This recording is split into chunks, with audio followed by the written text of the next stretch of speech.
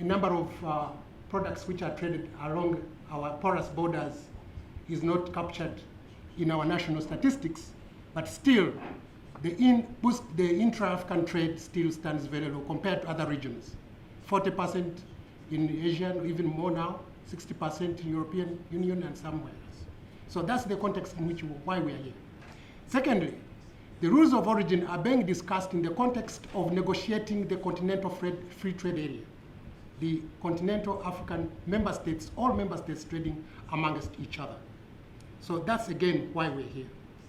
Now, as we are discussing this, we need to put into context what kind of trade of goods do we trade amongst each other, commodities, and even what do we trade, even in that 10% that we trade under the intra-African trade. What do we trade amongst ourselves? Commodities. If we are going to trade in processed manufactured goods, we need to consider what other colleagues in the ASEAN have actually done and which actually didn't see in the presentation. At least there should have been a comparison of the rules, the regional value chain content rules of origin in the ASEAN regional community, which is already being applied, to see whether we can use it ourselves. Secondly, the examples that have been given, the first one is the aeroplane. And frankly speaking, the parts that actually form the aeroplane originate from Africa. We all know that the engine is made up of products made from DRC, but they are exported to these parts as raw commodities. And actually it hasn't been brought out that actually most of these raw materials, minerals, originate from Africa. So if we're actually going to put the right picture on the aeroplane, we need to know what percentage of content comes from Africa. Second was the content example of the chocolate, hazelnut. All the products in hazelnut originate from Africa, most of them. In fact, if we wanted to produce hazelnut chocolate in Africa, we would originate wholly from Africa, wholly produced in Africa. If we talk that we are going to be discussing wholly produced as being wholly produced in Africa, the hazelnut chocolate can be wholly produced in Africa. Everything is in Africa. Sugar, chocolate, palm oil, everything that was mentioned there. But what percentage was given on Africa in terms of that value chain?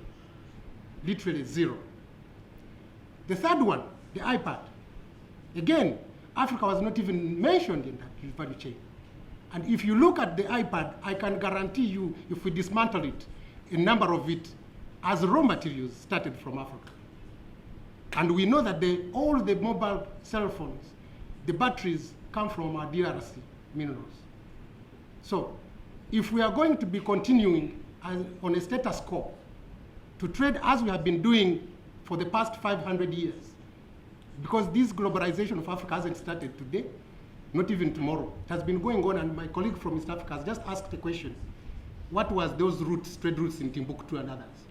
We have been trading in human resource, in natural resource, spices, minerals, agro-foods, and we're still doing it along the same trade goods. So we are saying that we want to trade with the rest of the world, but we want to look at it in the context of trading as Africa, as one Africa. So the rules of origin are supposed to be originating from Africa. We have no choice. Either, as my sister said here, we either stand together or we die altogether. So I'm just suggesting that as we go into the discussion, one, let's take into context why we are discussing these rules of origin. It's boosting intra-African trade, it's the realization of the continental free trade area, it's the realization of the Lagos Plan of Action for the Economic Community of Africa. That's why we are actually here, for our ancestors to discuss that. Secondly, is to ensure that goods can actually be produced in one country, processed in another, the cumulative issue that has been discussed here, and then traded in another country. Yes, I agree that we need to put in place policies that will support regional value chains, infrastructure, telecommunications and technology, research and development, innovation. These are the policies that we need to urge our member states to put in place to support the regional value chains.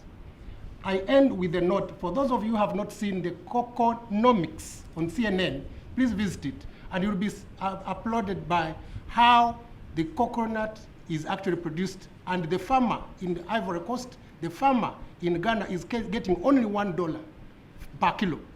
And the kilo at the international market is more than $40. Now, who captures the rest of the value along the value chain? Doesn't come to Africa. So if we are going to discuss that, I urge, even though we are looking at making them simple, making them transparent, making them objective, but we have to make them Africa-oriented. I thank you.